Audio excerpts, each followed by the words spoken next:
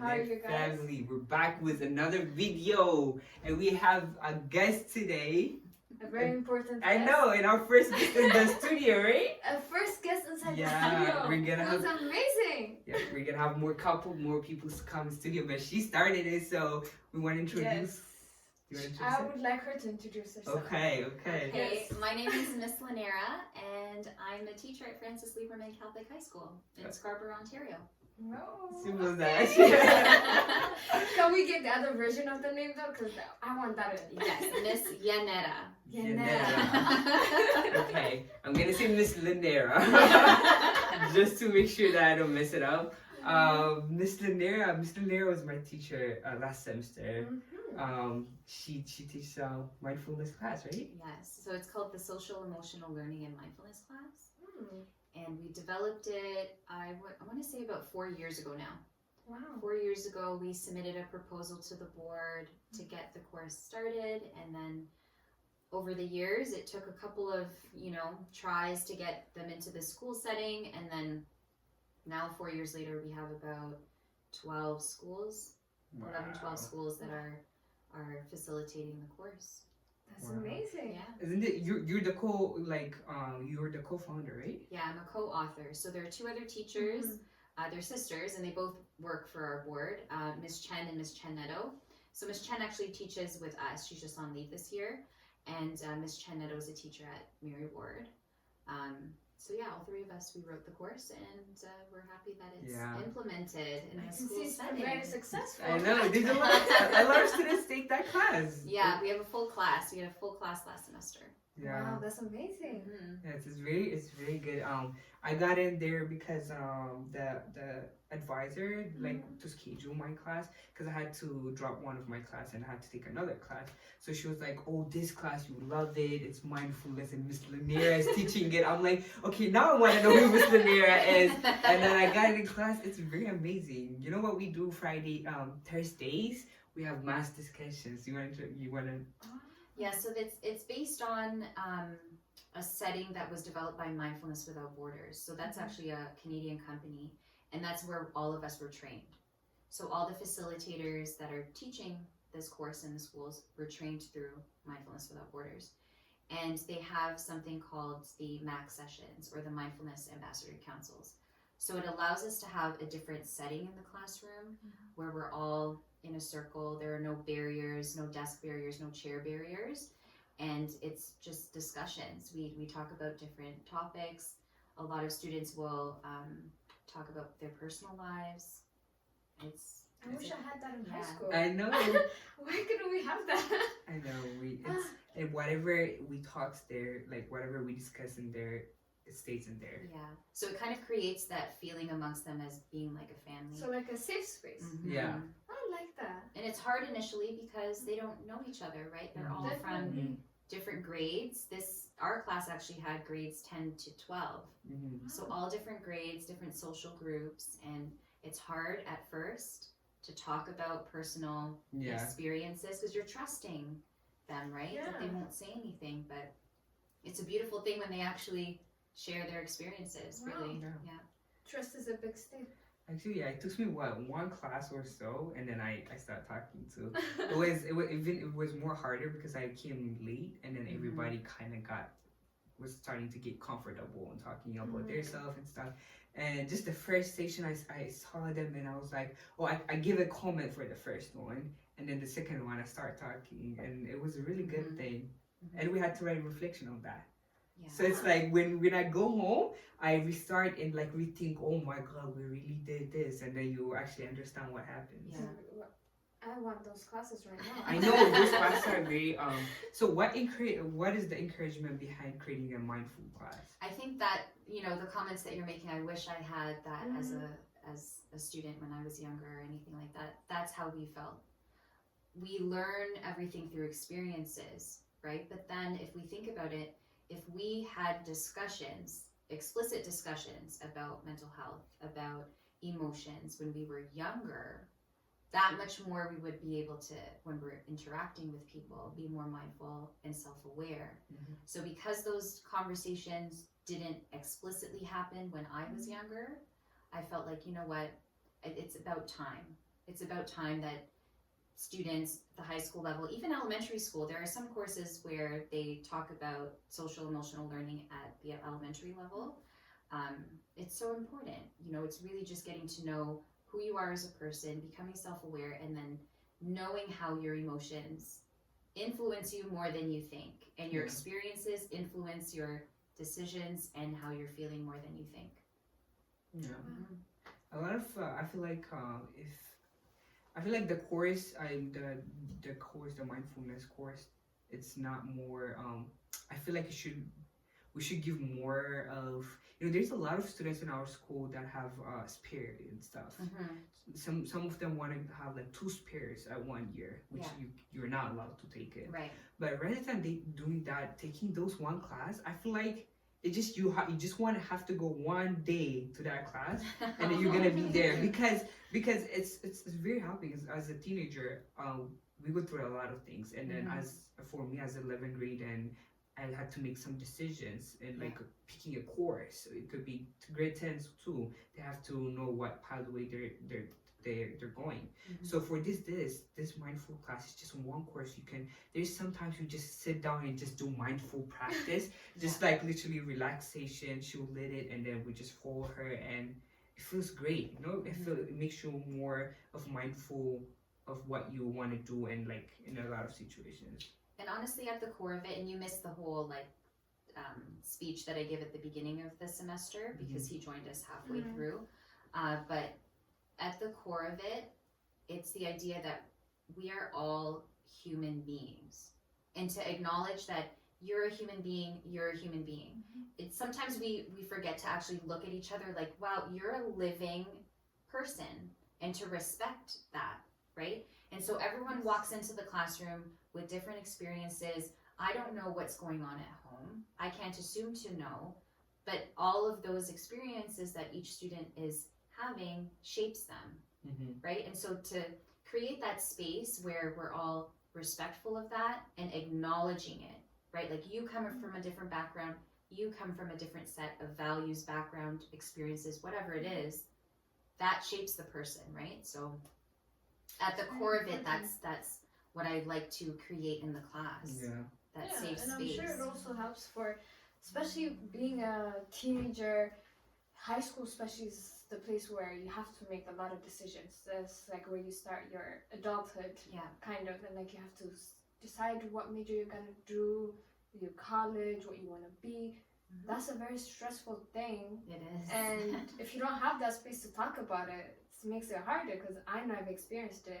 I had to decide what I want to be, and I have changed my major about 4 times now, 5, which I finally decided this year. So it took me a whole high school, and then some of my college year to decide. Right. And it's a big stressful place to be at that time, and I don't believe like a lot of adults or like a lot of people don't understand that part for kids, that it's hard. Absolutely. I mean, at the grade 11 level, that's when we start really asking the students, okay, start figuring out what you want to be for the rest of your life. But I mean, that's, it's hard. I mean, such a young age, right? Exactly. Our school advisors and stuff, I've went to that room like literally multiple times, and like they asked me, okay, so what do you want to do? I'm like, I'm not decided yet. What do you want to do? I'm not decided yet, because I'm taking too many courses, and I'm taking like, for example, I'm taking all science courses. Right. I'm taking physics, biology, chemistry, all university levels and stuff. So they're like, I'm like, I get stressed most of the time, but I'm like, at this point, I don't know what my decision is, and I don't want to make my options closed for later on. Right. And then I see other students who feel like, oh, they're going to like 1 science class or maybe no science class, and they're taking easy classes, and they're gonna graduate with me. Right. So I'm like, am I doing something wrong? But that's the best decision that you're making in terms of keeping it open. And I'm glad that you mentioned that you've changed your mind, because I tell my students in grade 12, it's okay to change your mind.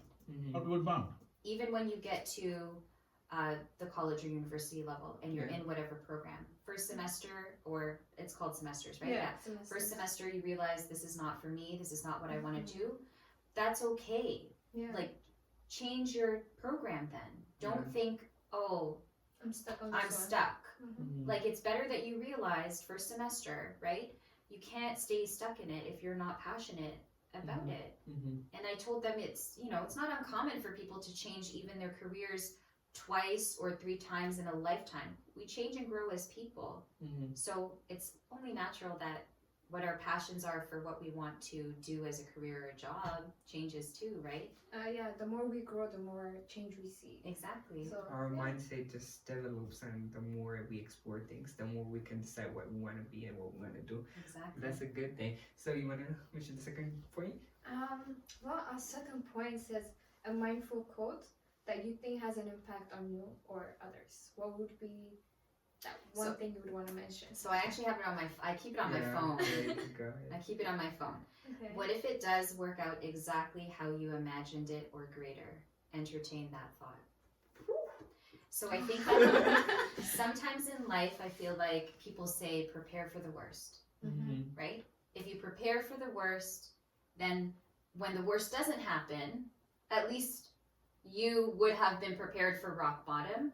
But I think by doing that, we're setting the intention that I'm going to fail or I'm going to experience a negative experience. So why is it that we don't focus on, well, what is the best possible outcome? Like, if I were to think about this scenario, what is it that I would want to happen? And why aren't we focusing on that? Right? Yeah. So I keep that on my phone because anytime A reminder. if I'm going down a rabbit hole of negativity, right? Anytime I look at my phone, I remember, focus on what you want to happen, the best possible outcome, and imagine that it will. You know, focus on the good. Wow. That's a different way to see it. Because usually for me, I go like, okay, so this is my goal. This is what I want to do. This is how I want to get here, and this is the outcome I'm expecting. Like, you know, the biggest positive thing I could get out of it.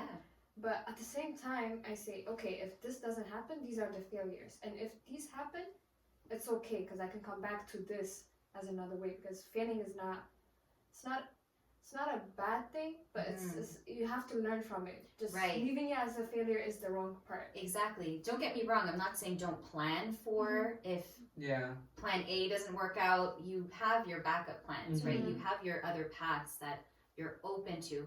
But it's the idea that we are working towards the best for ourselves. And if it doesn't work out, knowing that we have the resiliency and based on past experiences, knowing that we will work through it. Overcome it. That's true. Exactly. I actually have a reminder too. I always keep it a reminder. So every time at 8 p.m. and in the morning, also I get a reminder. It says you have to win reality. So it's kind of sometimes it's hard to actually accept what the reality is because most of the time we fantasize, we think a great thing, you know, oh, I want to own this car or I want to be the best in my class and everything. And sometimes you're not, like, and then so that's something that you can earn, but in order to earn, you have to win the reality. You can't just, the reality might be bad, right? So you have to face the reality and actually win it. In order to actually get to whatever you've been thinking. So I get that reminder every morning and night. Right. I like that. I like that you set the reminders for yourself. It's a good reminder for everyone because it's really hard to live in the present. Like, it's good to, you know, plan your future, imagine, dream big, but also live for the moment. Like, you know, live for today. You don't know what's gonna happen tomorrow, so it's a very important one. I like it. Your joy is, it says there's another quote. Your joy is only in others people failing. So actually, this was a TikTok video that I was watching, and the guy is saying, because he was giving example, right? So if I'm in my class, there's like 5 students, let's say, and if I want to be the best, the other 4 have to be the like less than me. So most of the time, our joy is based on other people's failing. Do you agree with that? I think that not necessarily joy, but I think that when people compare themselves to others, then that's where you will falter already. Like you're already, if you're comparing yourself to others, you're already failing. Like I think that you should only compare yourself to yourself and your progress because everyone's different. I was gonna ask Right. that question right Oh, away. no. I was like, just comparing Everyone's right, different. right? Everyone's different. And I understand that in society, in the education system, we have the system set up in a way where if you have a 98%, you're doing better than someone that's at a 75%. Okay, yeah, statistically, if we're looking at average, Yeah. that's correct. But then we also have to look at, well, what is actually being graded? What is being judged, right? In math and science is more clear cut. It's either the answer is right or the answer is wrong, Yeah. right? But then in other disciplines like English, it doesn't necessarily mean that the student doesn't understand something better than another one, right? So we have the system sets it up where it makes it seem like we need to compare ourselves to others, but if we look at our own progress. But that's how we grow up too, right? Because we're seeing this system is what shapes us, right? And be like, oh, we want to be the best. We want to get 95 and above. If I can't, want to get 100 in this class and all of that. And then we keep comparing with our friends because the friend will be like, what do you get and stuff. So when we get to actual real life time, we keep comparing ourselves with other people. Absolutely. And that's how we fail, right? But the system, but it's not only just the system. If you see the reality is set up like that, because even outside of school, if you see there's the boss, the CEO, the employees, it goes on. There's always a level that you have to reach. There is that a you have to be a hierarchy. higher person, a higher level above you. So you're always gonna be comparing no matter what. It's not only just in a school setting. And I believe personally that system should not exist because yes, as much as you need to have the levels, especially in the workforce, that this is the the manager, this is the employee, this is whatever it is, goes on and it sets like a order, but it also just like turns on the mind of saying like, okay, you're less than me because I make more or I'm above you. Right. Yeah. And that just kills everything and makes it more harder. Right. And I think when people lose sight of intention behind their goal, that's when everything gets lost, in the sense that just because there is that hierarchy, like you mentioned, of the CEO, whatever, whatnot, it doesn't mean that everyone within the company needs to strive towards that. Like if that's not my goal, if that's not my intention within the company, why would I strive for that? Right? So I think that unless, in the 98%, unless you need, why, ask yourself, why am I, what is that going to tell me about myself? Like, why am I striving for that particular goal? But you're right. Society, the system has set it up in that way where we always want to The climb up. higher. Always. There's always something bigger we're always going to want, no matter what. If you reach the one point, there's always going to be the next thing that you want to pursue. Then there's always going to be the next better thing after that. So actually, that point, right? Because like you said, me getting 95, what did that tell me? Like, what does that say about me, right? That's how a lot of people have unlimited desire. Unlimited things, like a lot of thoughts. I want to be this, I want to do this and this. And some people are not even grateful for what they have right now. So when you get, like, let's say I prayed or I wanted to get a 99 in my class and I got 99, but the next day I'm gonna want to get like 100. So unlimited desire can cloud your peace and your peace and your happiness, right? So then if your unlimited desire can cloud your peace and your happiness, how can you be the greater? How can you have those high points if you can't keep going and, like, from 98, oh, I want to make 99, I want to make it 100. I think it goes back to what I was saying about the intention behind it, like knowing why is it that I want that? Is it, do I feel like the 100% is validating something about me? Then again, it's looking, like we talked about in class, looking at the deep-seated reasons. Well, why do I need that to validate me in my existence? Right? So it's okay to strive for better for yourself, want more to accomplish more goals in life. Absolutely, right? We're human beings. That's what we would want for ourselves. But again, it's asking yourself, well, am I doing it because I want it? like, and why do I want it? Mm-hmm. What's the intention behind it? I think the why is the most important question. Absolutely. Underlined it. I know. A big Yeah. why.